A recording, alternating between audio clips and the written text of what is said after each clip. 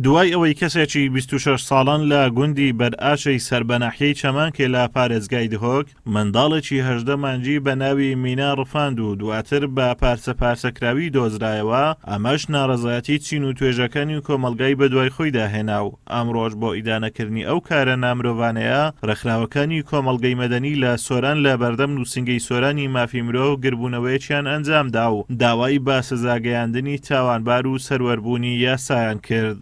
ڕێژەی تاوانی کوشتن و خۆکوشتن و دزین و ڕفاندن و دەستدرێژی سێکسی زیادی کردووە. بەوەش ئاسایشی کۆمەڵایەتی و ئاسایشی خێزانی خستۆتە ژێر مەترسیەوە. دەسەڵات و یاسا و دامودەستگاکانی پەیوەندیدار بێباکنەوە. بەڵگەش ئەوەیە 10 ڕۆژ لەمەوبەر منداڵێکی 18 مانگ لە پارێزگای دهۆک ون بوو، چارەنووسی نادیارە. ئەوە بوو لە ڕۆژی 26 2016 مینا مێهوان سعید بە پارچەکراوەی دۆزرایەوە، بە شێوازێکی دڕندانە و نامرۆڤانە کوژرا بوو. لە شەقام و پۆلیسی لێکۆڵینەوەی دهۆکیش ئەوەی دووپات کردەوە کەوا ئەو مناڵە بە ئامانجی دەستدرێژی سێکسی ڕفێنراوە، سەروەری و نەبوونی یاسا و سزانەدانی تاوانباران و بەلاڕێدابردنی کەیسەکان و بە ناوی نەخۆشی دەرونی و ناوی جۆرا و جۆر دەبێتە هۆی تۆڕەکردنی شەقام و دروستبوونی ڕق و تۆڕەیی و تۆڵە سندنەوە. بەمەش ژیان بۆ سەردەمی جەنگلستانی و ژیانی گۆرکانی دەگەڕێتەوە. چالاکوانانی کۆمەلگەی مەدەنی پێیان وایە بەرپرسان بێباکن لەو کێشە کۆمەڵایەتیە نەخوازراوانەی لە هەرێمی کوردستان ڕوودەدەن و سزانەدانی تاوانبارانی شوای کردووە دیاردەکان ڕۆژ بە ڕۆژ زیاد بکەن.